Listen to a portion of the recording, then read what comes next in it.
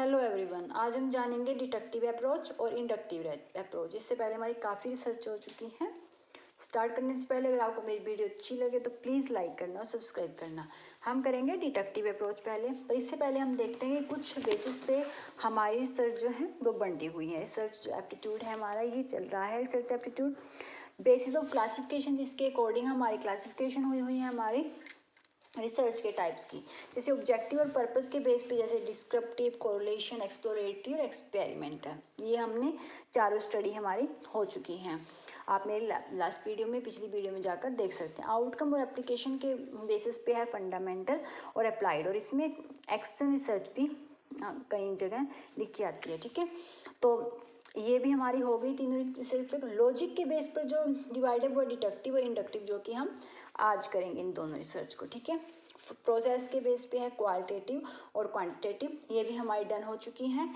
Inquiry mode पे है structure और अनस्ट्रक्चर, ये भी हमारी हो चुकी हैं। सॉरी, ये दोनों हमारी रह रही हैं। और आइडियाज ऑफ कॉन्सेप्ट है कॉन्सेप्चुअल और एम्पिरिकल भी हमारी हो चुकी है। तो आज हम करेंगे पहले अपनी डिडक्टिव रिसर्च और उसके बाद अप्रोच और इंडक्टिव अप्रोच। तो देखते हैं डिडक्टिव अप्रोच क्या है। इन दोनों डेफिनेशन को हम साथ में पढ़ेंगे, दोनों अप्रोचेस को, तभी हमें क्लियर हो पाएगी। ठीक है, तो वीडियो को लास्ट तक देखना ताकि आपको दोनों जो है इनमें डिफरेंस पता लग जाए, अच्छी तरह क्लियर हो जाए। डिडक्टिव अप्रोच, इसको हम हिंदी में बोलते हैं निगमनात्मक दृष्टिकोण, is a type of research in which the research start with the theory. Main point इसमें आप बस ये ध्यान रखना कि डिडक्टिव अप्रोच जो शुरू होती है वो थ्योरी के साथ शुरू होती है। ठीक है, जो हमारी थ्योरी के साथ शुरू होगी। हाइपोथेसिस और generalisation and then test it through observations and data collection. ठीक है, उसके बाद जो ऑब्जर्वेशन के साथ और डाटा कलेक्शन के साथ, लेकिन ये स्टार्ट होती है थ्योरी के साथ। डिडक्टिव अप्रोच देखो कैसे चलती है ये। जैसे सबसे पहले एग्जिस्टिंग थ्योरी, यानी कि हमने कहा जैसे थ्योरी के साथ, फिर होता है फॉर्मुलेट होती है इसमें हाइपोथेसिस, और फिर डाटा को कलेक्ट करते हैं, जैसे हमने इसमें पढ़ा है हाइपोथेसिस का। फिर उसके बाद टेस्ट करते हैं, डाटा का कलेक्शन करते हैं। ठीक है, और उसके बाद जो भी होती है हम हाइपोथेसिस जो भी रिजेक्ट करते हैं या एक्सेप्ट करते हैं। इसके बाद हमारी ये कलेक्ट डाटा के बाद है एक्सेप्ट और रिजेक्ट हाइपोथेसिस। इसके बाद मैं आपको दोनों की एक डिफरेंस भी बताऊंगी, जिससे और क्लियर हो जाएगा। ठीक है, आई होप कि आपको डिडक्टिव अप्रोच आपको ध्यान रखना है कि जो थ्योरी से स्टार्ट होगी, बस इससे ऑपोजिट हम चलेंगे इंडक्टिव अप्रोच में। It is also top down, ये ध्यान रखना आप। कई बार मेनली क्वेश्चन ही यही बन जाता है कि टॉप डाउन अप्रोच कौन सा है। तो टॉप डाउन अप्रोच या जनरल टू स्पेसिफिक अप्रोच, जो जनरल से स्पेसिफिक की ओर चलता है, कि ये पहले थ्योरी करता है, स्पेसिफिक की तरफ ही चलता है, ये जनरल टू स्पेसिफिक है। तो ये क्वेश्चन काफ़ी बार पूछा जा चुका है, जनरल टू स्पेसिफिक कौन सा चलेगा, टॉप डाउन कौन सा। ठीक है, तो ये हमारी डिडक्टिव अप्रोच।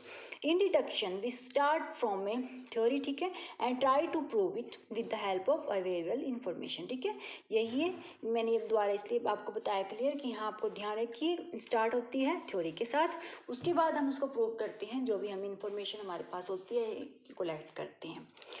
जैसे एग्जाम्पल के तौर पे समझना, जैसे हम कोई भी चीज़, जैसे हम कहते हैं कि ऑल मैन आर मोर्टल, कि सभी जो लोग हैं वो क्या है, नश्वर हैं। ठीक है, मान लो नश्वर हैं, तो ये एक जनरल फैक्ट हो गया। ठीक है, ये नश्वर है, मान लो सभी लोग जो क्या है, मोर्टल हैं, नश्वर हैं वो लोग। तो जनरल फैक्ट है ये, अप्लाई टू ऑल मैन, सब पे अप्लाई हो रहा है, ये नॉर्मल सा फैक्ट है, हमें पता है कि सभी लोग नश्वर यानी कि मोर्टल हैं। तो इसलिए इसने कहा, इसलिए हम सोचते हैं कि जोए है, चाहे रवि, कोई भी है, तो वो भी क्या होगा कि जोए क्या है, वो एक मैन है, वो भी एक आदमी है, तो फिर वो भी क्या होगा, मोर्टल होगा। तो इसलिए हमने ये दिमाग लाया, तो वो स्पेसिफिक की तरफ। ये सिंपली एक एग्जांपल है कि हम चलते हैं इसमें जनरल टू स्पेसिफिक, जो हमारे पास जनरल नॉलेज है, जो हमारी सामान्य नॉलेज है, हम उससे विशिष्ट की ओर, सामान्य से विशिष्ट की ओर चलते हैं इसमें। ठीक है, तो आगे देखते हैं हम इंडक्टिव अप्रोच। ठीक है, देखो इंडक्टिव अप्रोच है जिसको हम हिंदी में बोलते हैं आगमनात्मक दृष्टिकोण। इट इज, ये देखो वो क्या थी हमारी टॉप डाउन, और ये क्या हमारी बॉटम अप। जैसे आगे आप देखना, बस ये दोनों का एक डिफरेंस ध्यान रखना हमेशा, कि जो ये है ये बॉटम से अप की तरफ है, वो टॉप से टॉप डाउन क्या। ठीक है, तो ये चलती है वी मूव फ्रॉम, और इसमें क्या होता है उससे बिल्कुल उल्टा, वो जनरल टू स्पेसिफिक है और ये स्पेसिफिक टू जनरल है, inductive approach. It is teaching method that formulate learning through inductive reason we skill of observation comparing classifying are use to arrive to generalisation definition. हम करते हैं को जैसे हम किसी भी इन्होंने कहा जैसे use to arrive to generalisation पहुँचने के हम क्या करते हैं, ऑब्जर्व करते हैं, कंपेयरिंग करते हैं, क्लासिफिकेशन करते हैं, जो भी है, और हम अपने कॉन्सेप्ट तक जो भी डिफाइन करते हैं उसको, ठीक है। क्योंकि क्या चलती है, स्पेसिफिक टू जनरल, कोई चीज़ स्पेसिफिक है उसको लेते हैं पहले, फिर उसको जनरल की तरफ मूडो भिड़ेंगे, ठीक है। जैसे हम देखेंगे अब इंडक्टिव अप्रोच और ये हमारा डिडक्टिव अप्रोच। इंडक्टिव अप्रोच में जैसे अभी बताया आपको, ये हमारी है बॉटम अप, ये नीचे से और बॉटम से अप की ओर चलेगी, और डिडक्टिव है जो टॉप से डाउन की तरफ। देखो ये अभी हम पहले हमने पढ़ा था डिडक्टिव, पहले हम डिडक्टिव देखते हैं। ये चलेगी हमारी, जैसे मैंने साइन दिया है, ये यहाँ से थ्योरी से स्टार्ट होती है, अभी पढ़ा था, फिर हाइपोथेसिस, फिर हम जो ऑब्जर्व करते हैं, फिर कॉन्फर्मेशन होती है, ठीक है। कि ये टॉप से क्या चलेगी, डाउन की तरफ, बस ये चीज़ आपको ध्यान रखनी है। और ये चलेगी बॉटम से, इसमें सबसे पहले हम क्या करेंगे, जैसे उन्होंने कहा ऑब्जर्व करते हैं या हम कुछ भी करते हैं, उसके बाद हम थ्योरी पे पहुंचेंगे। सबसे पहले हम उसको ऑब्जर्व करते हैं, पैटर्न या हाइपोथेसिस, फिर थ्योरी। तो बस ये दोनों, ये मेन पॉइंट है हमारी इंडक्टिव और डिडक्टिव अप्रोच को क्लियर करने का, ठीक है। ये है हमारी बॉटम से अप, ये मैंने इसलिए साइन लिया, ये बॉटम से चलेगी अब तक, और ये टॉप से डाउन की तरफ। अब हम इसका एग्जाम्पल पढ़ते हैं, जैसे every word I have seen flies, कि मैंने हर वर्ड को देखा है कि वो उड़ता है, जैसे हम, ठीक है, हर वर्ड है जो उड़ रहा है, ठीक है।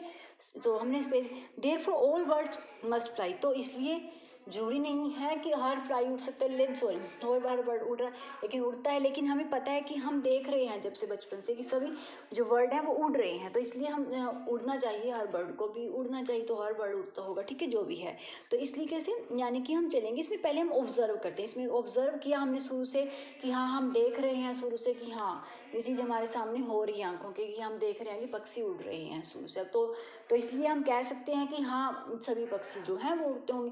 तो वो है कि हम पहले ऑब्जर्व करते हैं, फिर हम अब थ्योरी बना लेते हैं कि हाँ सभी उड़ते हैं, ठीक है।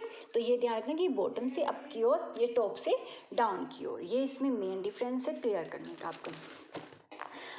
आगे हम करेंगे स्ट्रक्चर्ड अप्रोच और अनस्ट्रक्चर्ड अप्रोच, ठीक है। तो ये थी हमारे आज की वीडियो, अगर आपको अच्छी लगे तो प्लीज़ लाइक करना, सब्सक्राइब। मैंने इसमें स्ट्रक्चर और अनस्ट्रक्चर डालने वाली थी, लेकिन फिर ये काफ़ी लेंथी हो जाती, तो नेक्स्ट वीडियो में हम स्ट्रक्चर और अनस्ट्रक्चर अप्रोच को देखेंगे, ठीक है। आई होप कि आपको बिल्कुल क्लियर हो गया होगा। अगर आपको मेरी वीडियो अच्छी लगी तो प्लीज़ लाइक किया करो, सब्सक्राइब जरूर किया करो। Thank you.